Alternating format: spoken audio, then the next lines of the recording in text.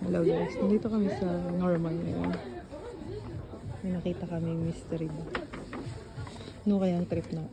Pipikit ako tapos ituloy ako. Pipikit ako. Yan. Magkano siya? Tingnan natin kung worth it. Kaya niya, tinitingnan niya yung loob. No kaya yun. Tapos, Yan, 98 grams siya. balik ka na.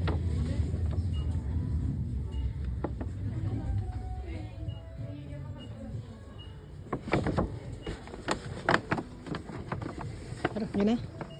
Tingnan natin kung anong laman. Ang palit pa nga. Ang maganda yung itim. Kasi, Yan na. No changing na lang. Sabi dito, mystery bag. Remember, happiness comes when you least expect it. You can find this mystery bag in your normal store. Yeah, it's true. hindi na titingin. So, bibili pa kami. Tingnan natin kung yung mabibili namin ay yung nandito sa loob. We will get back to you guys.